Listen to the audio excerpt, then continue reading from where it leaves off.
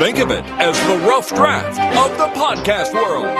This is the Newbie Writers Podcast with your hosts, Damien Boak and Catherine Bramkamp. Hey, welcome to the Newbie Writers Podcast. This is episode 149, and we're feeling like we're never going to get to 150 at this rate, but we're back. Slow. It's a very slow rate, slow crawl. Yes. So apologies on last week. It just didn't happen, and we blame that idiot who ran through Chicago Airport. I think, was it Chicago Airport? Yeah. That, decided to shut down half the country in the United States. Yes, he did, and we got caught in it. So the good news is that, it was Friday afternoon. We got a hotel at the Hyatt, and shout out to the Hyatt. They were unbelievably amazing because I was not in the best mood after an 8-hour flight and jet lag and the flight canceled. And we spent Saturday, my husband and I went into Chicago and spent Saturday in Chicago. What a cool city. I have never been. We had a wonderful day. So in a way, it was good. It was a fun weekend, but I am super behind. And of course, I missed the podcast because I did not know where I was going to be from hour to hour. That's right. I did the grocery shopping early, and then had nothing else to do. No, that's. And then you were bored. Then I was bored. Yes. Oh well, but hey, we're not going to be bored today. We've got author, blogger, someone that does way too much. I don't know how you squeeze it all in, but we've got. I'm going to try and pronounce this correctly. Is it Nia Simone on? Yes, it is. Hello. Excellent. Hello. Welcome. Thank you. Now you're actually here in Australia, which is good because I got a little note from Catherine saying, well, if Nia's in Australia, I guess you two can gang up on me. Like I need the support. No, you're pretty good by yourself. Anyway, so yes. You hold your own. Nia, how are you finding? You're up in Queensland at the moment, aren't you? Yes, I love it here. It's my, it really feels like home to me up here in Townsville. Oh, yeah. That's where there's a lot of people walking around in shorts and thongs. Yep. Let's not talk about Townsville. Actually, I've never been to Townsville, but Queensland's really nice. I live down south in the good old South Australia, where I think people come here to retire, actually. Well, we could be. I liked it. I like Adelaide, and I love the wine country down there. Yeah, so exactly. I think you live in a great place. You liked Adelaide because there was wine. Yes, I did. It's like I like Sonoma County because there's wine. So, Nia, skiing. I don't understand skiing. I saw on your website that you've got a whole section dedicated to skiing. What's the appeal? I don't know. It sounds cold and quick. I'm with you, Nina. Explain this. I grew up on a ski slope. I actually could ski right down to the ski slope and ski home. Right. And I started skiing so young that I really don't remember learning. Huh. Right. Well, you've got a blog post here, 5 reasons not to take up skiing. I think I've just answered most of them, actually. So, yes, it's a little bit contradictory, though, when you list all the things why you shouldn't do it, and then the number one thing of why doing it, it's fun. Does that mean that you need to kind of enjoy all the things that, for the reasons you shouldn't do it? I don't know. Well, let me just put it this way. It's a big pain in the neck, but by the time you get out there and actually, with all your equipment, it's you're carrying it. You have these uncomfortable boots. You're crossing the parking lot with these heavy skis on your back. It's cold. It's expensive. But then you get on the ski slopes and it's just really fun. So it's worth it. Right. Well, then, you know what we need to do? We need to change the word skiing to podcast and use that same paragraph, and it's basically the same. I agree. I think that there's a lot to be said for that. I was just thinking, like, if we were to ever do an outside broadcast, you'd be walking across the car park in heavy boots, carrying a lot of crap, but hey, it'd be fun at the end of the day. It's great to be done, right? It's always great. Oh, yeah, we did it. Woo! Yes. All right. So you're on the show because we talk about writing, apparently. Most of the time. Yes. Yeah. You write romance. Yes, I do. Why? Well, it's So a great you could question. come up with something, Damien. Look, it's an ongoing thing on this show. I'll explain in a minute. But yes, why? Why would you want to write romance? Yeah, I did. I heard you talking about romance a little bit. I started writing romance when I first started writing. I always wanted to write. When I started seriously writing, I happened to have read 5 Nora Roberts books in a row, and I really liked I was surprised. I hadn't read any romance really up until that point, and so I was surprised to find that you could combine it with suspense. And I thought that was they were really good books. So I started out trying to do that, and that led me to the Romance Writers of America group, which has a local chapter, and I just met just really great people, really smart, nice people, and so I kind of kept writing romance because of my friends, Okay. to tell you the truth. But I also like that it's fun to read sometimes. It's not my only diet of what I read, but it's fun to read because the romance genre seems to have really nailed categorization. So if you want a particular experience, you know you're going to get a happy ending. And if you go into a certain subgenre, you know you're not going to get any violence or whatever it is that you want. So I like that aspect. And it's been a good training ground, but and I like it, but I am actually changing directions right now. Can I just say that's not okay. really the right term to use for romance writers to say if you're looking for a particular book that has a happy ending. But anyway, it's like a massive... For women, it's happy endings. Everybody gets married, and we're happy. I don't know. Well, You have nothing to say about that, do you? no. Yeah, you need a new genre for what happens after getting married. Yeah. That's the mystery and the murder and Right. the suspense and Yes, but it's horror comes to mind. but tolerance isn't a genre. No, Anyway. tolerance is not a genre. Neither is day to day. That's not a genre either. But yes, that is. They call that reality, don't they? Yep. Well, the reality shows have to have scripts, so I don't think that's really working out. Hmm. Oh, that's interesting. Yes, well. Yes, it does. Do you know what was stupid here? Our TV got swamped with our version of The Bachelor. And I don't even know why this is news, but they then had some news thing saying that, after the show, he had proposed to her, but now they've split up. Like, Right. it's a reality show. I can't stand that stuff. Anyway, let's talk about it more from a serious point of view. If you're going to get into something like writing romance, you said that's where you sort of started off with. How do you go about doing that without being conscious that it's a little bit tacky?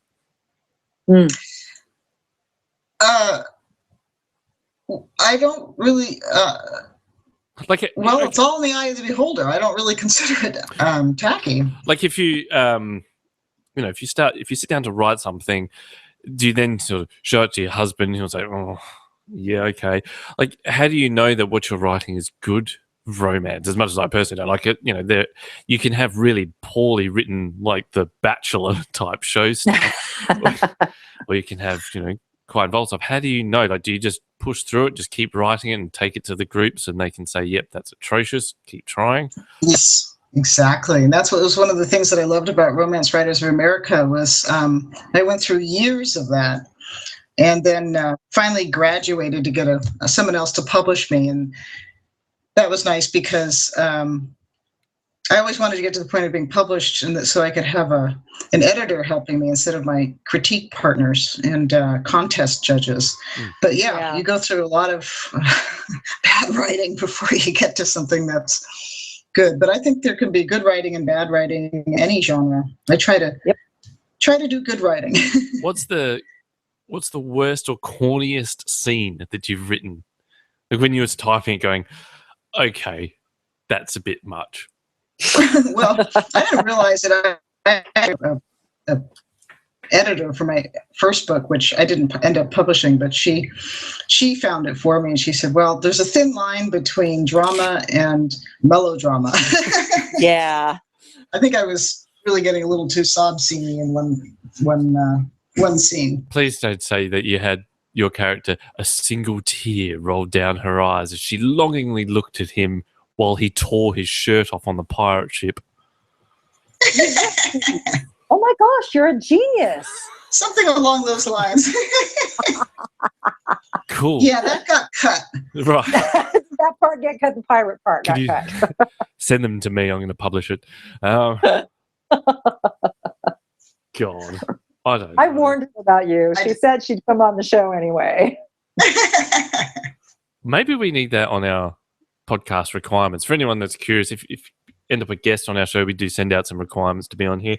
You can put beware of Damien. Yes. I sometimes casually mention that it may not go as well as they think. Yeah, right. I've seen those emails.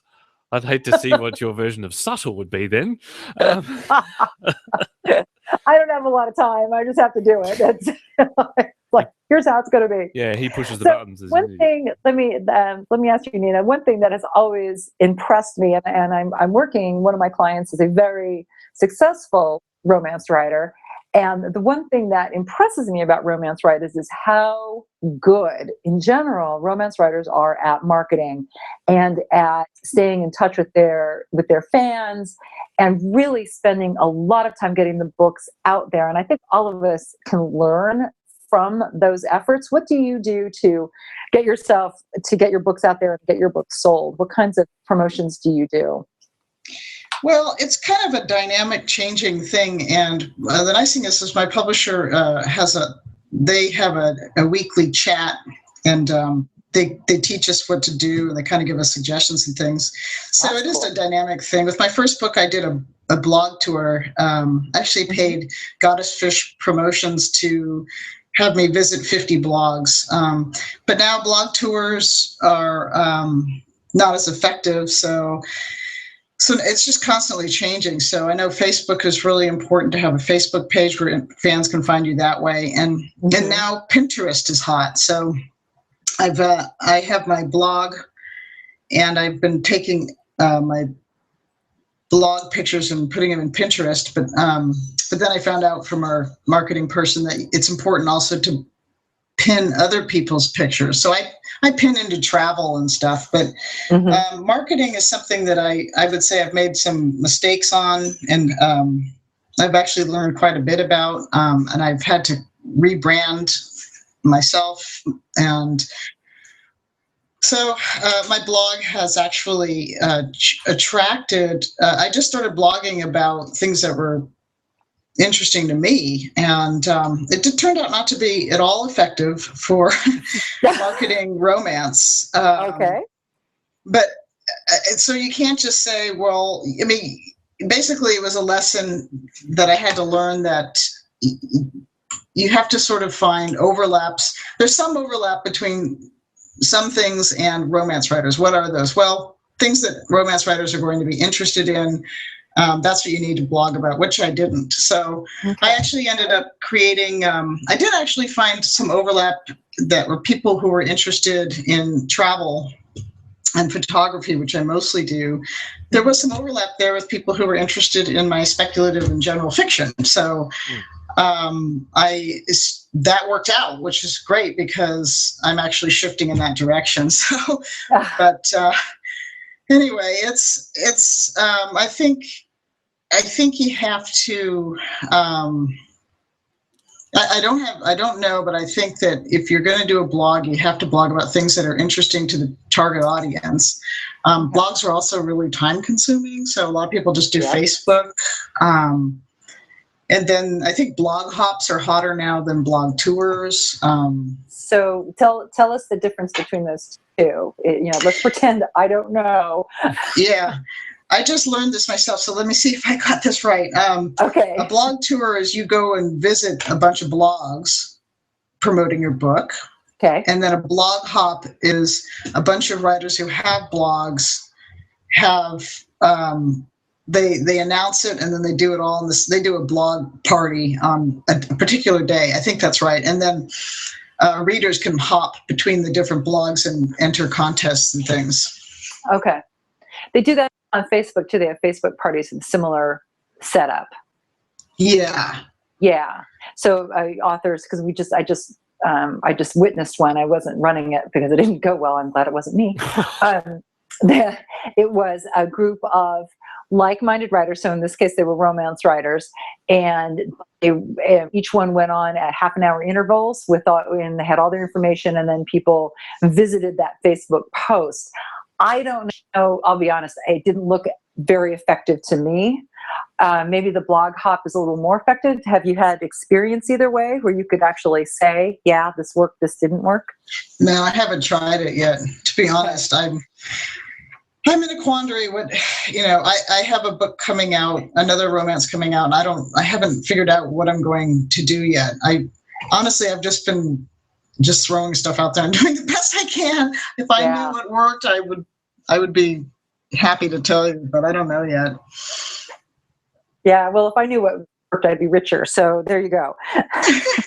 And you write some children's books, which I'm actually interested. Well, you write young adult, right? Young adult, yeah, YA. Yeah, and my book is coming out December 1st, Future Girls, and that's what I'm spending the next few weeks is creating the promotion for that, because it doesn't matter if you're your own publisher, if you're your own indie publisher, or if you have a publisher for Future Girls, you still have to do all the work. So that's you still have to and there's no get out of jail free card. So I'd be interested. The new area I'm going is one of the things I'm going to be trying. Well, I want to write a whole series with my co-author here in Australia. And I think we've already written a novel, but we're going to recast it, and we want to go in the direction of middle grade. Okay. So, but anyway, I'll be interested to see what you do for promotion. Do you have a plan?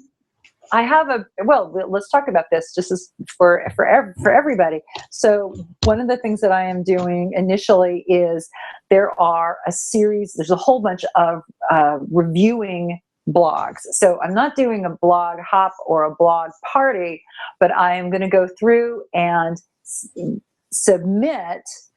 I have an advanced reader copy as a PDF for Future Girls, and submit that advanced reviewer copy, it's called an ARC, to the various blog reviewers in the hopes that they will review and post.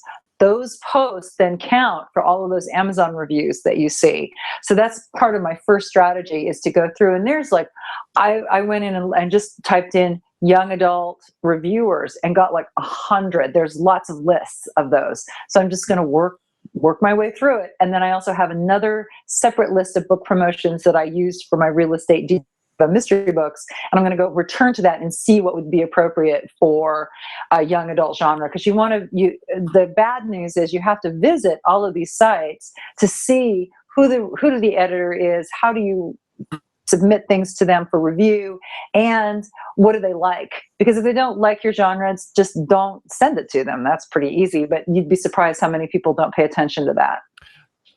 Are we going to do a little bit of a competition? We can give a couple of books away. Absolutely. I can and we can do it with Kindle books. Cool.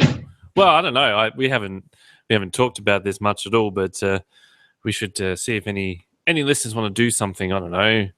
Send me nude photos. No, don't do that. Okay, no, but that was the first thing off the top of your head. So we'll tick that one off. We are talking about romance. If you want to dress like a pirate, you go for it. I don't know, maybe if we could have a competition of, if we read out a prompt, I don't know. First. Yeah, let's think about doing something. It's December 1st, so we can do a launch party. We could do our own launch party. Cool. I'll try to be there. Let's do that. Oh, you're a genius. We'll do that. Yeah, I think it'd be good to give back to the newbie community and hand out some books, like cash. Yeah. We can do it, and let's do it on the Saturday the 6th. Since the day before the book comes out, I will be in the city shopping because it's Black Friday. Rough. That's life. You too. And then it'll be like, I can't afford to give any books away because I just remortgaged the house on Black. Oh no, I'll give them away. I think that'll be fun. So yeah, stay tuned for that. I'll turn the screws and see if we can give some books away.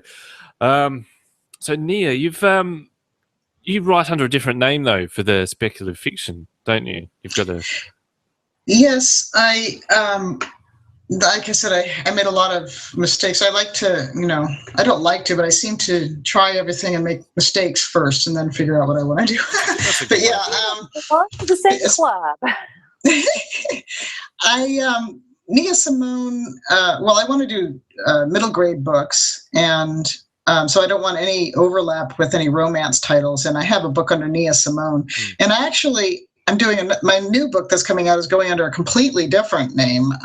So that's just going to be private. And then Antonia Moran is going to be my pen name for the children's books, but also adult books that don't have, content that would be a problem for a kid to encounter. So how did you come up with that name? Because it's like choosing a band name or a title or something. You got to sit around and come up with names. Nia's my real name. Antonia is my real name. And then I just chose a different last name, kind of basically from my family background. Oh, okay. So at least you recognize it if someone called you from across the room. It's like, I would worry about that. Who is that? Oh, wait, that's me. Yeah, exactly. I wanted to have the first name be my real name. And then the other thing, just as a side note, it's good to Google it. Like Nia Simone, if you Google it, it says, well, didn't you really mean Nina Simone?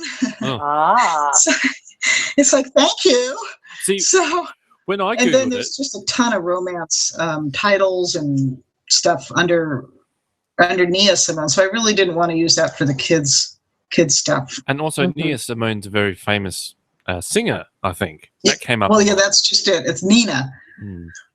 Nina Simone. So yeah, so sure, she comes up. I will never come out in a search ahead of her ever, no matter how much I blog. Her. Yeah, because I was originally looking that up and I'm thinking, hang on, we're a writing show.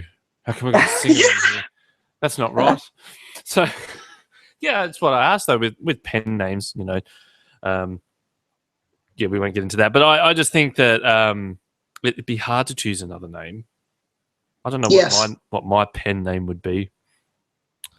So wouldn't even. Well, there's also name generators, But I ended up, I kind of, had a direction I wanted to go in, and then you want to, even for my other pen name for romance, I spent, I don't know, you want to Google it. If it's going to be a random name that you're picking, you might as well pick something that is going to help you, not hurt you. I think that's an interesting point. Is to do a search before you just launch into something, so you don't end up with something really weird, or it means something different in another country, in another language. I didn't even think about that. Well, but like I said, Nina Simone that's competition that I'll never beat. Well, I'm at I just Googled this quickly. It came up with behind the name. It's a random name generator. Should we do one? It could be my name. Sure. Now. Okay, I just Googled Catherine, just my first name, and on the images I came up, by the way, which was kind of cool. And on the images, I have your picture in the middle of my image space. Well, I get around a bit. That is just funny. Okay, go ahead. Go. Look, now just explain to your husband. It's just a show. Look. Exactly. So this is first name, and it says which gender. Should we do masculine or ambiguous? Let's do ambiguous. Surname, random. All right. How about? Where's the button to generate it? This website's shit. Come on. Can you just hit enter? Here we go. Oh, I have all these things. I can't even pronounce that. Your random name is Judaic Hermanson. That's hard. I don't think you want to go with that. We're not doing that. Let's not do that. Masculine for when I'm writing my romance. I came up with one. I thought if I was just to Nia, I used a family name, and one of our family names is Bleeg, B-L-E-G. Is my first name Catherine, which is one of my grandmother's names, and so I just Googled Catherine Bleeg, and all I came up with was Graves in Iowa. Wow. Probably not good for the career. So that would be okay. Everyone's dead. I probably, now here would be the depressing thing. If I couldn't get a ranking above that. Yeah. That would be depressing. Yeah. Yeah, but the grave sites get a lot of hits. I guess so. So apparently my random name, if I selected English rather than the other languages, Yeah, try English. was, That would probably be good. Eli Macy. Oh, no, that's closer. You could do something like that. Yeah. Crime and anyway, crime fiction. So, how'd you come about writing or teaming up with an Australian, Nia? Yeah. That was a fun story. It was through my blog and Twitter, I think. And John just wrote me an email. He's very good at networking. He was a published poet at that point. So he sent me an email saying, "Good day." And I said, "Huh." I opened the email and I thought, that sounds Australian. And we started emailing. I thought he was just great. And then I ended up reading his book of poetry, and I just loved it. So we got to be friends, and I reviewed it, and we got to be friends, and then actually wrote a book together. This is my second visit out here to Australia to meet with him and his family. Oh, yeah. Oh, fun. Because I think it makes a huge difference to meet somebody in person, because an email sometimes, like I had no idea that he's joking like 99% of the time until I spent some time around him. Yeah, Catherine. Yeah, Damien. Someday we'll meet. It hasn't happened yet. I know, and you'll be so disappointed that I'm You will too. that I'm not really We're that better off where we are. that I'm not that angry. Well, actually, I am that angry. So I'm looking up John Holland. How come it comes up with a psychic medium? Wrong person. Yeah, unfortunately he's one of those, but that's his real name, so he can't do much about it. But no, he's the one who wrote Dry Bones and several novellas that I edited. We should have him on the show. Well, we tried. That's why we have Nino, because we couldn't get him to. We couldn't coordinate him. Well. So Nina is speaking on his behalf. Yep. Well, kind of. She's speaking for herself. Well, she said his name. That counts. True. Now, I actually just published. So I helped him. I edited his novellas, and we just published the fourth and final one in his series yesterday. Oh, very cool. It's called the Heartland series, and he wrote it. It's really a collection of stories that are linked by the environment, the Australian outback. Yeah. Oh, that's the cool. last one I did was it's called Left of the Rising Sun, and it was about a 10-year-old boy who survives a small plane crash and then walks home 300 kilometers through the Northern Territory outback.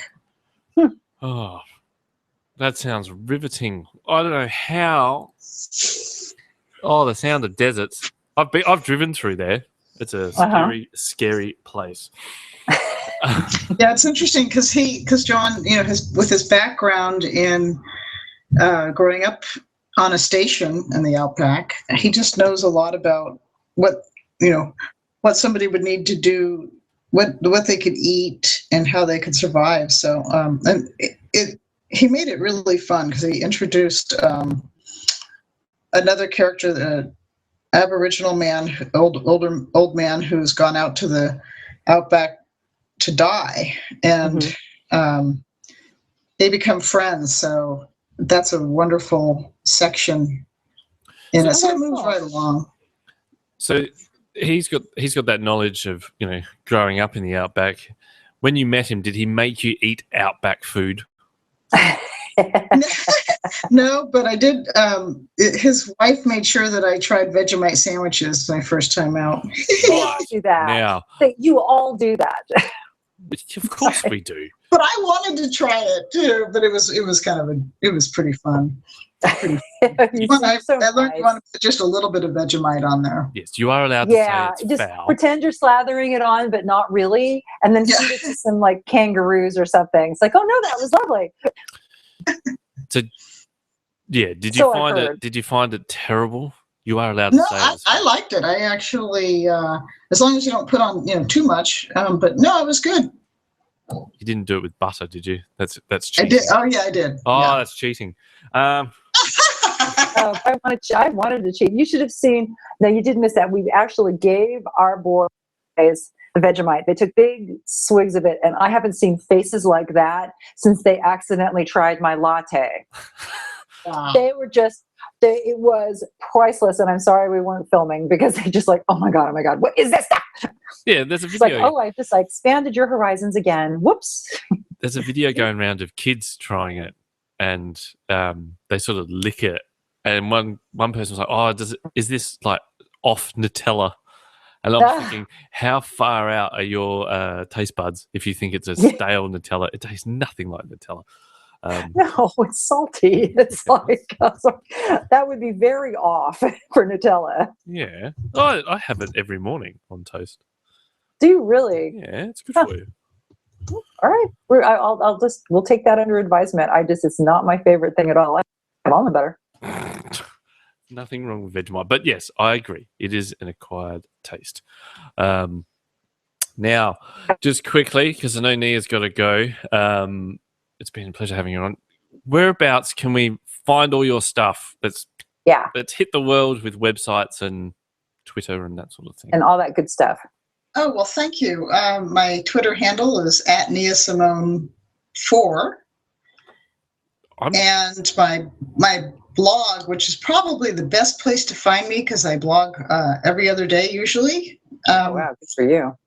And that's niasimoneauthor.com. There we go. Very good. So make sure you check out her work, especially the stuff with John, because it does look quite interesting. And check out John Holland too. He should be on the show. Mm-hmm. You can harass him now and say, "Look, I just tell him it endured was fun. half an hour of being berated by an Australian." Yeah, I have to get good links up there to his website. He actually runs a great website called poetrysansfrontier.com. Yes. And he's actually it's on .weebly.com or something like that. But if you looked at Poetry Sans Frontier, like Médecins Sans Frontier, you'd find him. Yep. Well, we might put that in the show notes for people. Awesome. Thanks. All right, Nia. Yeah. I know our pleasure. You've got to check out. Are you heading back to the States today? Was that true? We're actually going to head to Sydney tonight, have dinner with friends, and then tomorrow we're flying to New Zealand for the last part of our trip, and then we're heading home. Oh, nice. Oh, sounds fun. Yeah. I'm really excited about it. We're going to see Doubtful Sound and the Bay of Islands. Well, I'd like to go to New Zealand, see the volcanoes. That'd be cool. That would be very cool. Actually, Yeah. I dealt with a New Zealander yesterday, a new client, and she doesn't know I do this show, so it's fine. But her name was Wendy, and you can imagine what that sounds like in a New Zealand accent. When I heard, "Hi, it's windy here," I went, "Oh, sorry about your weather." I felt like saying, "Yeah, I did have KFC too this morning." Anyway. So yes, no, it's been a pleasure having you on, Nia. I know you've got to fly, so thanks for being on. Thank got you. a couple of things we can carry on with. We'll put all the show notes and links to your stuff up a bit later on. Thank you so much, and I look forward to tuning into your podcast in the future. And Catherine, maybe we can even meet at some point. That'd be fun. I'm going to be up in Sonoma, well, not Sonoma, but in Marin County a couple of times to go to the library for, I get to promote my book a little bit, and it's in association with Nano Writing Month. Yeah, so I will be. So I'll send you an email. Maybe we can send me an email. Let's get together. Yeah. Look at that. Newbie Writers bringing people closer. Now, bringing people together across the world. So Nina, have a great trip, and I'll talk to you later. Great. Thanks so much. Bye-bye. Right, bye. All right. Well, it's probably a good time to do a couple of other things we could Let's do prompts and all that kind of good stuff. Sounds like a good idea. I'm going to read this prompt out. It's got a lot of bite to it, unless you want to. All right. Let me see. I can do it. All right. Here's the prompt. Are you ready, everybody? Yes. Quit writing. You heard it here. What if you just quit writing the damn book quit writing the project, quit writing altogether, what would you do with your sudden hours of free time? What would your days look like if you weren't obsessing over the next novel? Write about that and see what it looks like for you. Facebook.com.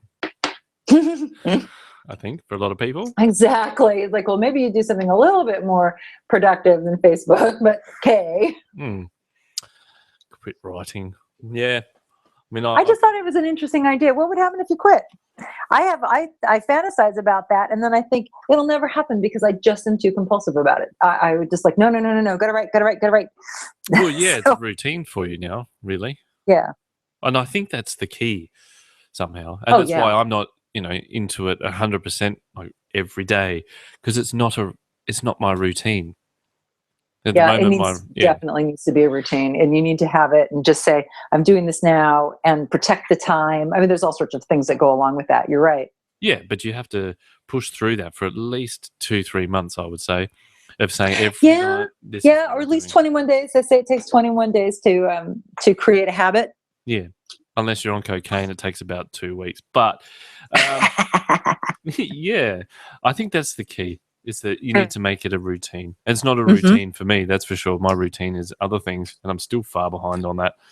That's that real life thing. That's why the routine works, is that, and we'll talk about this more when we go into National Novel Writing Month, because I'm going to try to do not nano again, but I've got a lot going on this fall, and it'll be interesting to see how do I manage to write those, keep that number count up with everything else that's going on, because I think that's a legitimate question that we all ask.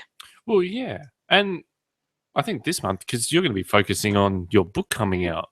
I'm focusing on the promotion for 2 months. At least that's the goal. So it's really hard to focus on, and most writers have this challenge. Very hard to focus on the promotion and then shift your gears and be creative. Because promotion is not necessarily creative. It's a lot of work, but it's not creative like writing is creative. So have you got a hard copy? Have you been sent the actual paperback now? No, I'm doing it all electronic. So if, and hey, our listeners, if you want to review Future Girls, I will send you a free copy. It's the review copy, so it has. We still have to make a few changes to it, but you'll have one of the very first copies at no charge, at no cost, and I'll fire it off just as long as you write me a review on Amazon. Cool. Well, I'd like to have a copy, but I'm not going to do a review because I'm useless at that. You're also dangerous. I know, exactly. Let's be smart about the promotion. Right. Let's talk to people who love us. Let's try that. Yes. And speaking of that, we had a listener question, which I don't have up in front of me because I've got my emails. Yes, we did. And let me see if I wrote her down. I was going to send you my arc when I was right here, but let's talk about this. I think I wrote her down. So it's Courtney Killian from, I think it's What Not to Write and tips.wordpress.com. That's probably wrong. I'll probably get an email about that, but that's fine. It was to do with going through editing from top. Yes. Let me see if we can find her question, and I can. So you forwarded it to me. Yes, it's in my emails, but if I open it, it's going to go bling. It's going to make this big. I'm not going to edit that out. So her question was, and so Courtney, forgive me because I'm going to paraphrase. Her question was about editors changing your work, or when do you? I think it was a combination of she had a rough draft. She wanted to know if she should send it out to the editor, but what if the editor changed it and she didn't want it changed? Would that be about right? No, I think that's wrong. Here we go. I have a question for the show. My question is this: how do writers survive the editing of their first book? I ask because I finished the first draft of my book, and looking at just under 200 pages, knowing that a lot is going to be edited is a bit overwhelming. Close that before it dings. Yeah. I don't know. Send it out there. Well, first of all, okay, so I do have an answer. So first of all, I wouldn't send a first draft to an editor. I wouldn't send the first draft to anybody. Write the first draft and then put it away for a while. If you can put it away for up to a month, if you can stand it, if you have other projects, that's even better. And then you look at it and read it rewrite it because you'll need to. Then at that point, if you feel like it's pretty strong, you're going to send it off like what I do and what convincingly a lot of writers do. So we send it off to our beta readers. So you're going to send it off to friends or acquaintances, people who know you, who will be nice to you, get their feedback, make those changes. And at that point, then you're going to send it to an editor. Your goal is to make the book as great as you can before you put it in front of someone who does not know you, who says things like, we don't like this sentence, or you need to change this. You want to keep that to a minimum because it is pretty traumatic. So you want to make sure your book is in pretty good shape before you send it to that final editor who's working for a publisher or freelance. Yeah, I agree. I think if you're going to do it, at least send it to a couple of people maybe that you trust. Yes. To just read it, but not someone that's going to give you good that wonderful, good on you, you've written a book. Right. You don't want that either. Right. I'm kind of lucky that I've got someone like yourself and a few other people that are editors and established authors that I can just send it to and say, hey, when you get a chance, can you read this and tell me how bad it is? Or we just read it and say, and it's very much, anybody who reads, and you have been wonderful for Future Girls and for definitely Future Gold, is to say, this does not work. That's what you want from those beta readers, is you want someone to really say, this totally needs to be redone. And I had to redo Future Gold all over and restructure it completely from some of the feedback I got. Great help, because when I fired it back off to the publisher, they said, great, we'll take it. So there was no, it was a pretty fast turnaround, and I really appreciated that. Yeah. I guess if you were to just pump it out there, you don't want to have that feedback from a publisher going, no thanks. But you still have the foundation there, though, of the whole story written. It's just little things in the middle there. And as much as I can say they're little, that probably was a bit to type, a whole chapter or a chapter and a half again. But at least it's I redid it. But here's the thing. You said for Future, and this is the sequel to Future Girls. You said, the opening doesn't do anything for me at all. So you need to redo this. So I did, but in doing it, it did change lots of other things. And so it was a serious rewrite. I think it made the book better. Absolutely.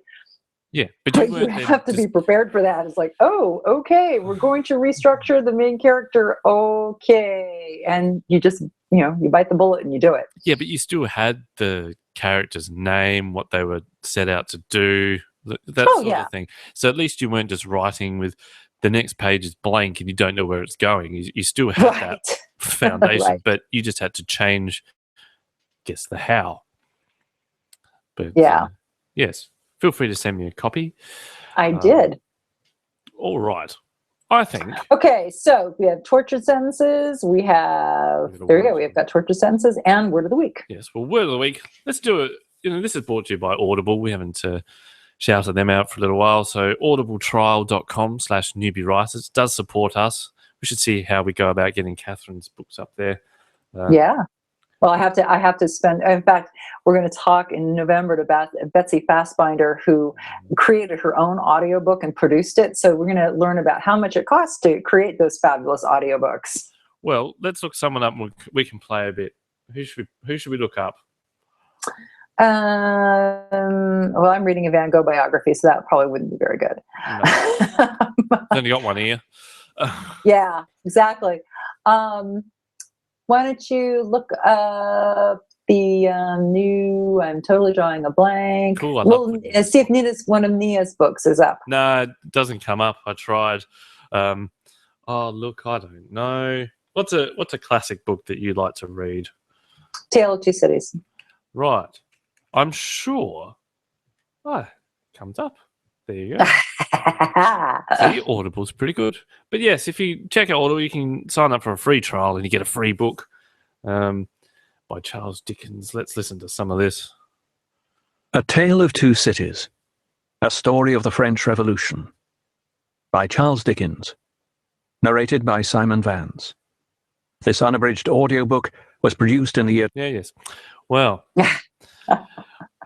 I think if you're going to listen to that, make sure you have some tea and some cucumber sandwiches with the crust cut off. There you go. With a tiny guillotine, right? Yes, right. Anyway, check out audibletrial.com/newbie writers, and you'll be helping us out, supporting us, which I know our listeners support us a lot. Anyway, Yes, they do. all right.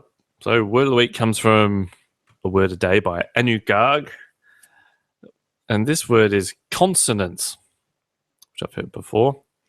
Means agreement or accord, a combination of sounds pleasing to the ear. Right. Like windy. Like windy. The repetition of consonant sounds, especially at the ends of words, such as as and t in the phrase first and last. Right. There you go. There you go. This sounds mildly racist too. The usage. Chin said the stance was in full consonance with the policy of the party. It's from Malaysia. There you go. Chin. That's just Chin. Anyway, let's do a tortured sentence. Let's do a tortured sentence. Next time, don't put the wrong emphasis on the right syllable. Tortured sentences. All right, I did read this before, and it's horrendous. I aim to please. Right. The good news is I start classes again on Monday, and I will have a fresh crop of tortured sentences. God. All right. Well, this one I want to read this out. It says, "American that don't have health insurance go through many diseases that are affecting their body. The diseases in which Americans begin to suffer would be their teeth." They're spelled wrong, by the way. Americans, after 3 years of not getting regular dental checkup, converts from healthy teeth to rotten, decaying teeth that normally start to fall apart altogether. My word, what's that got to do with anything? Like Nothing. That's what the problem was. Why the teeth? Why are we honing in on the dental level of Americans? Oh, the essay was about teeth. So it started out with the dental crisis in America. So that's what that was. But still, it was pretty crazy. Right. So here's the question. If you don't have health insurance in America, can you still go to the dentist and just pay to see someone? Yeah, you just pay out of pocket. What's wrong with doing that then? So if people have to choose between going to the dentist and buying food, they often buy food. That's why you're so fat. There you go. It's a cyclic Easy. problem. Now we're all done. Yeah. Who needs teeth anyway? Yeah. Will it blend? That's the question. Oh, man. So that's just terrible. I don't know. I didn't think that Americans had that poor a dental thing. I mean, you look at the British. I am firing on all cylinders today. Hate mail from everyone. Is there anybody we haven't taken down in this last hour? I don't know. We've picked on the Australians, the Americans, and the British. Cool. Welcome to the Commonwealth. There you go. And the New Zealanders. We've done it all. Everybody in the English-speaking countries. Yeah, well, if you're going to go to war over something stupid, then that's what you get. Anyway. There you go. Our Prime Minister's a retard. Now, how was your holiday? Come on. We haven't talked about that. My holiday was great. Germany was wonderful. People were friendly. We had warm weather, and all I brought were warm clothes, so that was my bad. So I was a little overheated. The trade show was great for my husband. His company did well, and then we had a great 4 days in Amsterdam. It was a little overcast, a little cooler, but beautiful city. We were in the old part of the city. That was great. And then, yes, they have, very pretty girls standing in the windows, dressed in little outfits. And if they like you, if they like a guy, they'll call you over. Really? If they don't like you, they will not open the door. You can't. The girls get to choose who their jobs, so to speak, will be. So my husband got one shout out from one of the girls, and I think it was because he looked like he could attract another woman and he was safe. And I told him, I said, well, that's a compliment that they want you to come over and pay for their services. And he said, a massage costs more than an hour with a prostitute there, and I want a massage. Oh, well, I bet you if you ask them nicely. I said, probably not. Massaging somebody is really hard work. They may not want that. Yeah. My God, I need to go over So there. we had a really good time. And now you're going on holiday for the next 2 weeks. So where are you going? Melbourne. So Melbourne. I said, I made this joke. I should stop joking about it. But I said to someone, "Oh yeah, we're going to Melbourne," and they said, "Oh, that'll be nice. That'll be fun." I said, "Oh yeah, right." Stuck in the car for 8 hours with the boy and my wife. Yeah. To which Sharon said, "Well, you wanted to go." I said, "Yeah, that was before I realised you two were coming." Oh. I got slapped on the back of the head. But no, it's going to be fun. We're going to go to the aquarium. They've got a massive aquarium there. Oh, So cool. You can walk through the tunnels and have the sharks go over you and that sort of thing. Yeah. Yeah, I like that. That's fun. Yeah, we'll do that and see what else there is to do in Melbourne. Catch up with some friends. We seem to have more friends in Melbourne than we do here in Adelaide, so it's going to be pretty Cool. jammed packed. Excellent. And And you're going to be gone for 2 weeks, so we're going to have a 2 week a week. hiatus. Well, it'll be a week, but I might be back before, but because we leave on the Friday, well, we leave early Saturday morning, Uh-huh. so we can't do that show next week. Right. And then, we'll be there all week, and then we drive back, and I think we're back just before, but we'll see. Yeah. Okay. And then also hopefully we'll have my tattoo finished by a friend to add the microphone, so that'll be a fun drive back as well. So what kind of tattoo are you finishing up, and why haven't I seen it? Yeah, it should be. I've got a writer's quill on my arm, and I'm having a microphone put in alongside it. Oh, very cool. Yes. So it's a fairly large one. So if I'm driving then back, I'll have like an arm hanging out the window or something. I don't know. Yeah, it might be a little bit painful. Yes. So we're doing that. I don't know what else we're going to do. I don't really know Melbourne that well because every time we've been there, we end up just ringing a friend and they'll say, "Go here, we're going to have dinner," or "Go here, we'll have lunch." We don't really, we're not in that position of sitting down and going, "What can we do with the family in Melbourne?" Mm-hmm. So who knows? It'll be good. It should be. All right. Well, I'm going to go to a dance concert in the city, so I'll have to go. A dance concert. Is there anyone you want to give a quick shout out to? I want to give a shout out to the city of Chicago, which is really cool. Who knew? We had the best day there, and it was completely by accident. So yay, Chicago. Cool. All right. Well, I don't know. I got no one else to shout out to because we've been off for a week or two. So yeah, I know it's been a little bit erratic. That was my bad because I was overseas. I'd like to give a shout out to Thrifty, the hire company, for having a racist marketing. Giving us something to talk about. If you're curious, feel free to check out Google Plus and look me up there, and you will see this photo that I posted. A very racist marketing slogan. So anyway. All right. Well, we won't see you next week, but nope, we will see you about. Maybe the week after. Maybe the week after. We'll see you then. See you then. Your book starts here on the Newbie Writers Podcast.